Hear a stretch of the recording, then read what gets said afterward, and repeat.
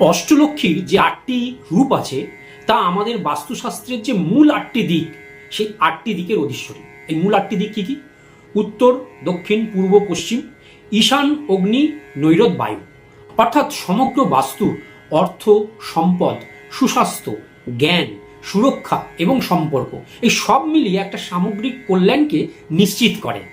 উত্তর দিকের অধিপতি দেবী হল দেবী ধনলক্ষ্মী। তিনি অর্থ ও সম্পদের প্রবাহকে নিয়ন্ত্রণ করে।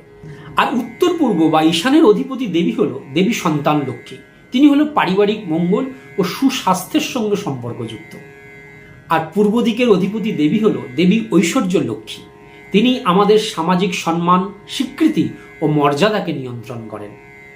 আর দক্ষিণ পূর্ব অর্থাৎ অগ্নিকোণের অধিপতি দেবী হল দেবী ধান্যলক্ষ্মী।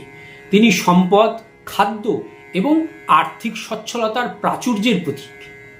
আর দক্ষিণ দিকের অধিপতি দেবী হল দেবী আদিলক্ষ্মী।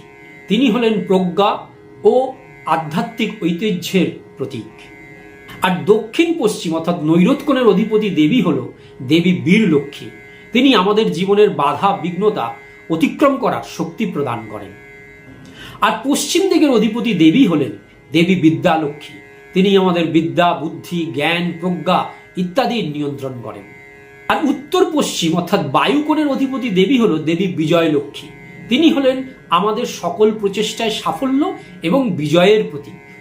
তাই দর্শক বন্ধু, এই অষ্টলক্ষ্মীর 8টি রূপের নিত্য পূজা আরাধনা যদি আমাদের গৃহে করি, তাহলে আমাদের জীবনে একটা সার্বিক ভারসাম্যতা গড়ে ওঠে, যা আমাদের পার্থিব সাফল্য এনে দেবে এবং সাথে সাথে আধ্যাত্মিক বিকাশেও সাহায্য করতে পারে।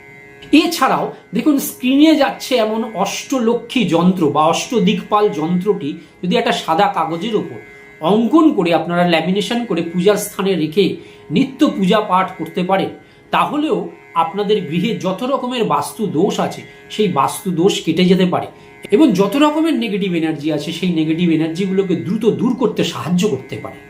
কঠিন সমস্যার সহজ সমাধান পেতে আমাদের সঙ্গে এই স্ক্রিনে দেওয়া নাম্বারগুলোতে যোগাযোগ করতে পারেন। নমস্কার, জয়গুরু, ভালো থাকবেন।